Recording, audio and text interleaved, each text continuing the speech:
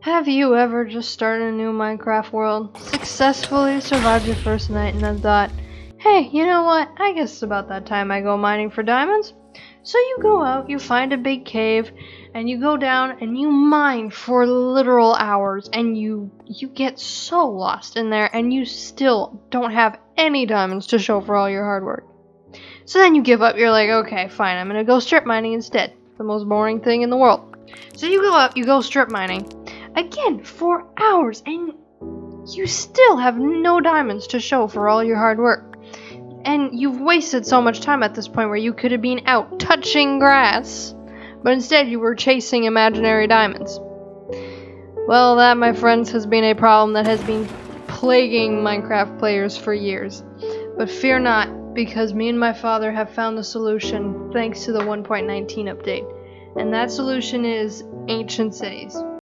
Now hear me out before clicking off this video.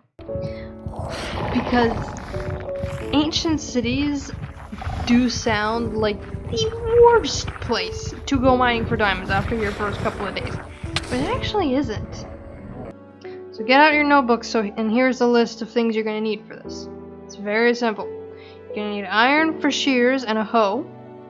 You're going to need a bed, because we both know accidents are going to happen. You're going to die to the warden, but at least you won't be 1,000 blocks out. You're going to need a good amount of torches. You're going to need a pickaxe, preferably with sharpness, with silk touch or fortune 3, but a normal pickaxe will do. Now, there are a few ways that you can find an ancient city, one of which is underneath mountain biomes, like the big spiky mountains, because that's where they most frequently spawn. Or if you are already in a cave, you can just go exploring and you'll eventually find a biome. It's called the deep dark biome, and if you go through that, you should eventually find an ancient city. Or if this is your last resort and you're like, I'm fed up already, or you're just lazy like me, you can use a website called Seedmap.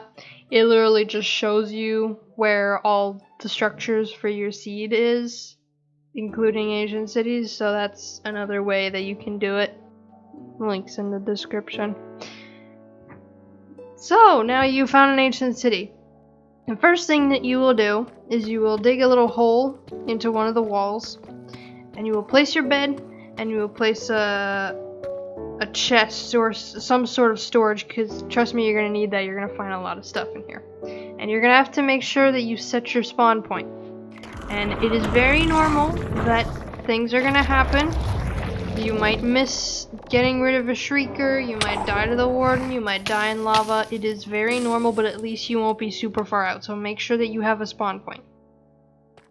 After that, you're going to take those shears that you brought earlier, and around the ancient city, there are these structures that kind of look like these wall bridge things, and you're going to go in there, and there's like 2 layers thick of wool, and you're just gonna take a bunch of that wool, and you're gonna need a lot of it. Trust me, I don't know where that wool goes sometimes. So now that you've got your wool, you're gonna go around and you're gonna cover up the shriekers and then mine the shrieker with your hoe. So what that does is that the sound from the shriekers doesn't activate another shrieker nearby or something like that happens. Now, it is important to know that as you're going to go around, you're going to find some chests. And in those chests, oftentimes there will be a lot of diamond hoes. Like a lot of diamond hoes. A disturbing amount. I don't know why they needed this much, but you know what? We're not asking questions. This is useful. Now make sure that you pick those up, because they're going to be useful for later. Now that you've cleared up the entire ancient city, you're going to take those diamond hoes you picked up earlier, and you are just going to go ham on all the skulk. Like, when I tell you to go ham, I mean, like, if there's skulk on the walls, you go up the walls. If there's a crevice over there with skulk in it, you go there and you empty it out. Like, you clear up all of the skulk, okay? And as you go along, you will find a lot of diamonds. Like, a lot of diamonds. Like, if you need proof, I have the stats right here of when me and my dad did it. And from one ancient city, collectively, we got 74 diamond ores. And when we mined it up well with Fortune 3, it amounted up to 2 stacks and 23 diamonds. 2 stacks! That is enough to flex on your friends for a long time. So, trust me, this is worth it. And it is so satisfying. Like, when you hear all that XP coming into your inventory, ooh, that feels good! Now, it is important to remember, though, that there will be sections that you're going to clear out a bunch of skulls, you're going to clear up big spaces, and you will find no diamonds. But patience is a virtue, and in the end, when you amount it all up, you're going to be like, yeah, this was worth it, even if there were sections that there was nothing. And, like, tell me the last time that you went out strip mining and found a ton of good loot. Like, we're not just talking diamonds here. We're talking, you can get armor, you can get coal for all that weird stuff you're doing. You can get, I got 10 god apples, and me and my father in our new survival world have done like 4 ancient cities.